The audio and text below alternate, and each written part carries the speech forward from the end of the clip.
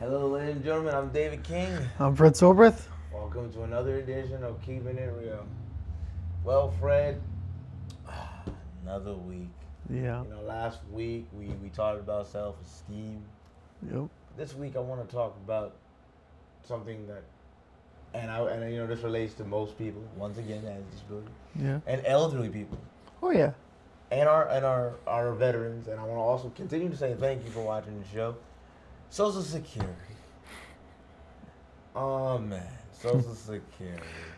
Touchy subject, man. Touchy subject is right, but ain't nobody knows more about Social Security than people that receive Social Security or benefit from Social Security. Yep. Okay, well, where do we start? Let's start from the beginning. Let's start with people who are getting Social Security that's not really disabled. I mean, listen. Talk about screwing the system. Listen. Yes, you talk about milking the system. I mean, listen, I get it. People have things that happen in their life, but I think it has to stop. You being able to milk the system and you don't have a disability. That's not right to people who are disabled and who are elderly. Just the other day we have a guy in my building who uses a power wheelchair. Won't say his name.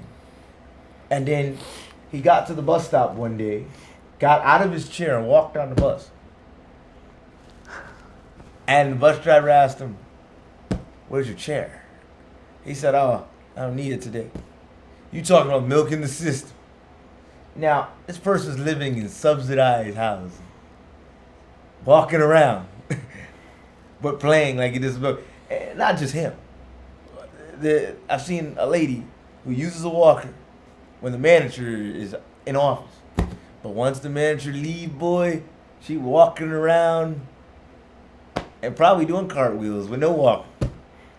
This Weird, is the problem. folks. But they're getting Social Security that could be used for people that are elderly, that are very sick and really cannot work, and disabled, but yet they're getting Social Security for no reason. And then you have the simple fact that there's those who get Social Security because they had kids. Oh my goodness. And they had kids and they could go to work. But just because they had kids at 16 years old, they get Social Security forever almost. And they use the little kid as a way of keep getting Social Security.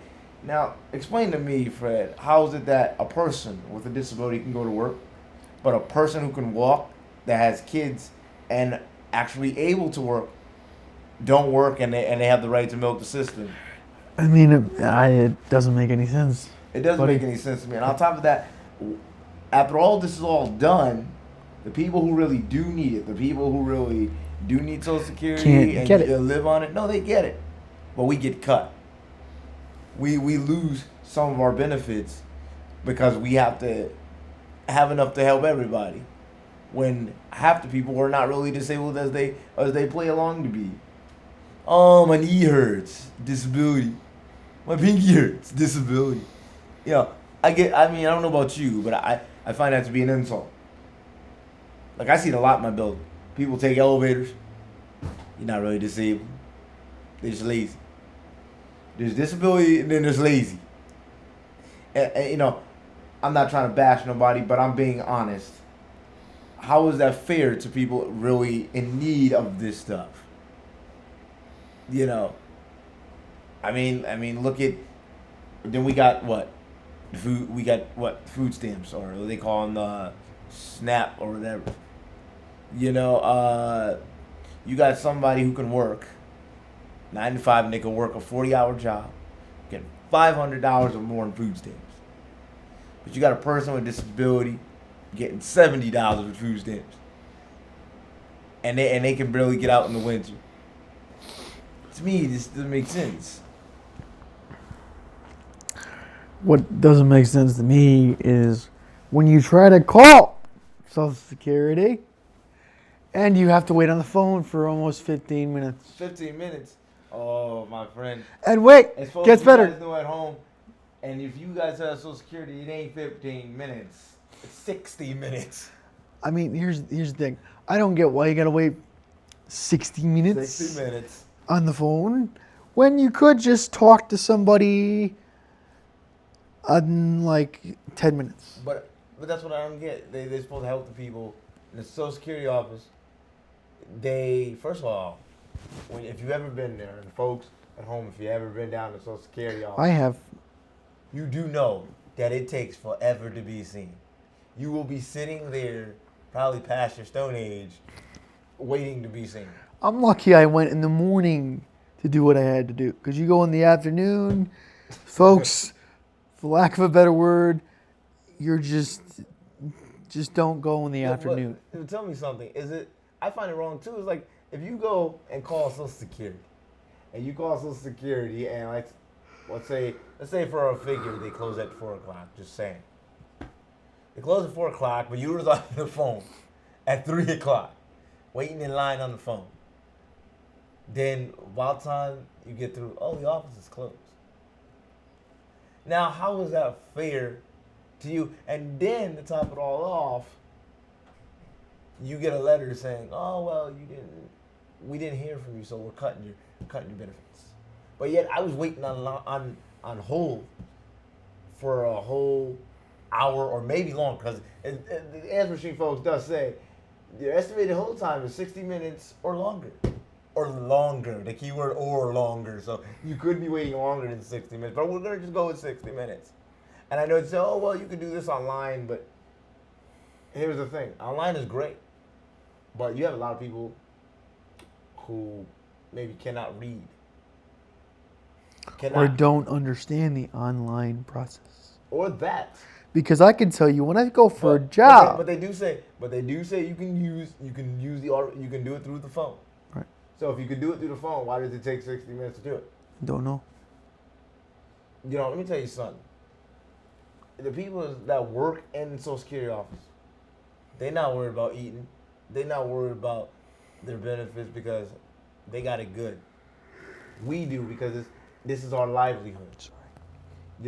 That Social Security, that SNAP benefits.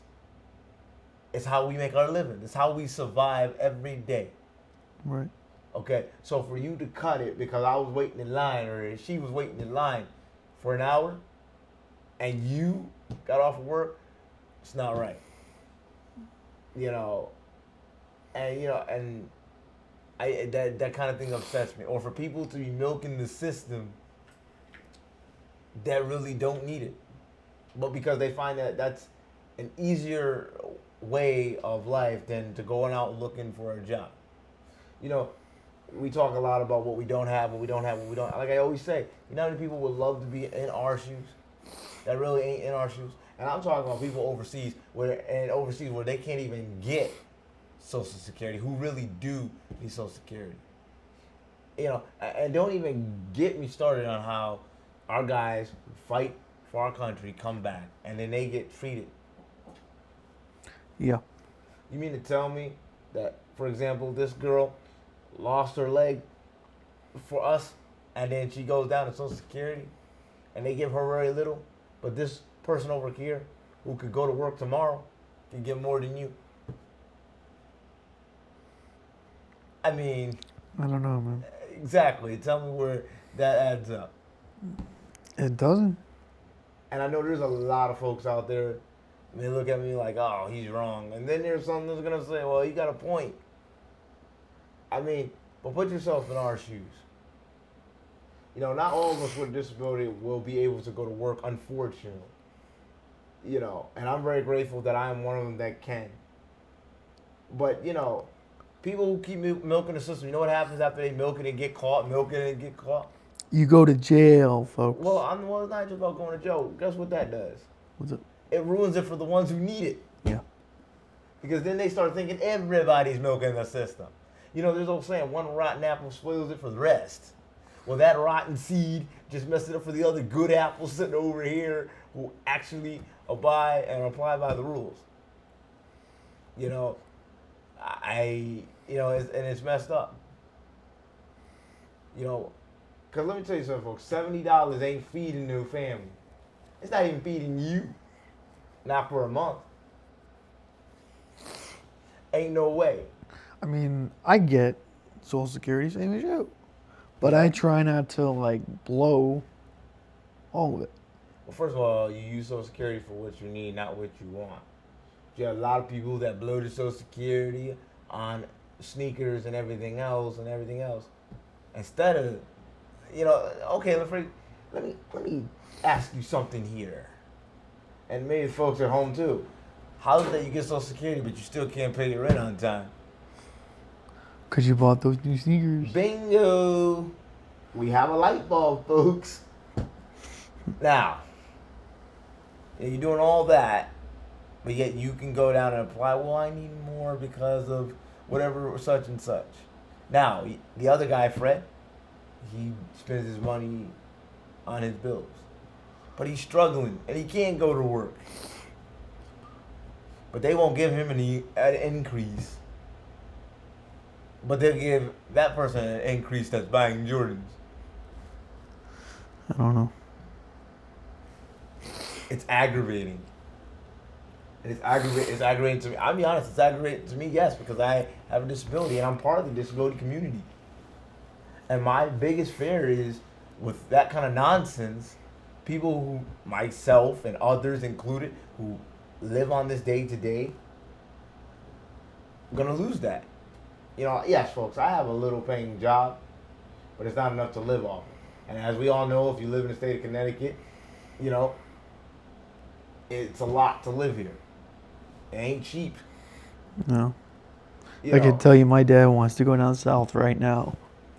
I could sit here, folks, and I can tell you how I can sit home, use my disability, use my wheelchair here, and say I can't work. And I'm going to keep it real, I probably can get away with it because I'm sitting in a wheelchair. But I choose not to do that because I want to be independent. I'm not just trying to milk the system. I work, but I also need my Social Security because my job doesn't pay enough to make a living by itself. But I'm talking to those, and I'm not talking to anybody who really does have a disability or anybody who really does have a health problem. If you need it, you need it. But I'm talking to those people who, you know who you are, you know you really don't need it, and you know you're just lying between your teeth. And you're making it bad for those who really do need it. I'm talking to those young adult parents who can go to work, but instead they rather run the streets and get dressed up for the club and spend the state money buying a drink instead of feeding the kid. That's who I'm talking to. I'm not bashing that. And another thing, when it comes to the Social Security office, I'm not bashing that there's no good people that don't care about the people that they work for. I'm talking about those. I'm just talking about in general. You gotta maybe change it a little bit. Make it so we're not waiting 60 minutes. Yeah. Make it so you're waiting like maybe 20 minutes. 20, 30 minutes. Try to, help the customer faster. Not all of us got time to sit by a phone and wait for you guys to answer. The thing. And that's another thing too. If you got clients that have trouble with reading or whatever the case may be, have it set up so once a year you guys give them a call and say, hey, it's time for your annual review. Are you available to do it? And do it right through the phone. Because think about this, folks. If you cannot read and you have a disability, you do not know when your redetermination is. Even if you send me a letter, and if I cannot read it, I do not know what this means. To me, a person who cannot read, for example, is just another piece of paper. It's just a piece of mail. So, you really got to think about that. And I'm sure you get a lot of people that come from other countries that cannot read, and like you said, maybe just don't understand it. Or people that have a disability that can't write. Yeah. Here's the thing too. Maybe I can spell, but if I can't pick up a pen and write, if I can't even move my arms enough to type, how do I get it done? That's a question for the aged, but I feel people are so scared. In the state, they have to think about that. Because like I just said, and I can't say it enough, this is our livelihood. You know, you get paid to assist us, but the state helps us to survive. And they always talk about how they want more disabled people to become more independent, and all that stuff. How do we do that when you got people milking the system? How do you got people doing that pretending to be disabled? You know, folks, come on. A real knee injury? I mean, I get it, but come on. Why can't they get a sitting job? There's jobs you can do and you don't have to walk. So if you got a bum knee, and if you can limp all the way down to Social Security's office, you can limp to a job and sit there. I mean, just being realistic here. I walk with a limp. But yet you're here live. Well, not live, but you're here. Whatever, you're here. You know, folks, we're here every night. Every week. Every night, every week. See, you gotta forgive me, folks. I'm all caught up in the moment. We're here every week. And yet, you limp down here, you get down here. You get down here and you walk. I get down here and I'm in a chair. I get down here, I walk all the way from the bus station. Most times. But still, you get down here. Yeah. The point is, if you can do it, why can somebody who's just got a little sore knee but walking regular can't do it? Don't know, because they want to get all they can from the system, man. Yeah, and they just rather be lazy and take advantage. But let's just say all that Social Security stuff went out the window. Yeah, you're gonna have everybody complain, but what does that mean for the people that can't ever go to work? That really, really do have a disability. And I'm talking the real disability. I'm talking the cerebral palsy, the visually impaired, the muscular dystrophy, spinal bifida. I'm talking those disabilities, mentally challenged, all these real disabilities that born with, raised with, live with, and going to die with. Yeah. Point blank. What are they gonna do? You know, what are they gonna do then? You know, if my Social Security went tomorrow, I probably couldn't be able to find a place to live on my own. It's already hard to find a place. Yeah. Can you imagine trying to live on your own and without Social Security? I'll tell you from my own experience, if I didn't have my Social Security, I probably, like I've always said, wouldn't be sitting in front of here doing a show for you folks every week, and I really would not be able to just live off of my job that I have. Although I'm very grateful for my job, and I like my job, and I like the people at my job. But one thing my boss always told me, you're not going to get rich off this job. So you're really not going to make a full living off this job. And you're really not going to, and this whole, and I'm African American. I'm proud that I lived to see a black president. But this Obama thing, this Obamacare thing, I'm going to be real. It really hurt people instead of helping. Because people that were getting 100 something or more that really could use that money for food stamps or SNAP benefits, whatever you want to call it, are now getting 60, 70 bucks and barely making it through the week. You know? That's right. Now, once again, if you cannot work for a little extra cash, because you really do have a disability that doesn't allow you to do that, how do you eat on 60, 70 bucks for a month? I'm talking 30 days, 31 days for some months. How do you live on that? You can't. And remember, if you don't work, there ain't no other money coming in. Yeah. Because once you pay your rent, once you pay with all your Social Security, and you buy what you need for food stamps, and you live in the state of Connecticut, what do? What do you do for food? Most of the time, if you're working at your job, you eat out. But I'm saying if you don't have a job, if you cannot work, what do? That's exactly what the folks at home were gonna say. We have no idea what we're gonna do. And that's the sad part. Because I know a lot of times you've heard on all different shows about how the crime this and the crime that. Well, hello, disabled people, if disabled people ain't really gonna go out and commit crimes, they really can't. Hey, we ain't jumping no fence from the cops, so we ain't gonna even try to rob the lollipop store, cause getting away ain't gonna be a possibility. Right. Yeah. You know. So, instead, we don't want to be independent. We feel safer living at home with family or friends, so we don't have this issue. But yet, then every time they'll say, "Oh, but you guys need to go out there and you guys need to become independent. You guys can do just like everybody else." And that's very true, we can. But some of us do need the assistance to be able to live like everybody else. Yeah.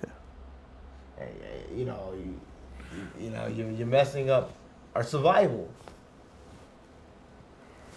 Theodore Roosevelt, former president, that had a disability, made that because he understood, I have a disability. He understood the people with disability. And if he was alive today, I would say thank you. Okay? And folks, if you didn't figure this out, that's his favorite president. Yes. Much love for our beloved President Barack Obama. But I'm a Theodore Roosevelt guy. He's part of the disability community.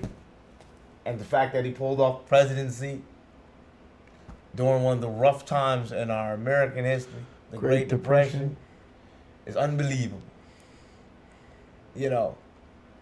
But if he was alive today and he can see what Social Security has become today, and if he could see the people that really could work milking the system, I think he died twice. I think he would be rolling over in his grave. Did he die or did he get shot? He died. No, he wasn't assassinated. Yeah, he died. Okay. But I mean, I feel like he would be appalled because he made Social Security to help the people that need help, not to help the people that don't need the help. It's like Robin Hood. Only difference is you're gonna rob the poor and give to the rich. In this case, the people that could work, you're just gonna give them free money on a silver platter. And then the other people are just gonna have to suffer.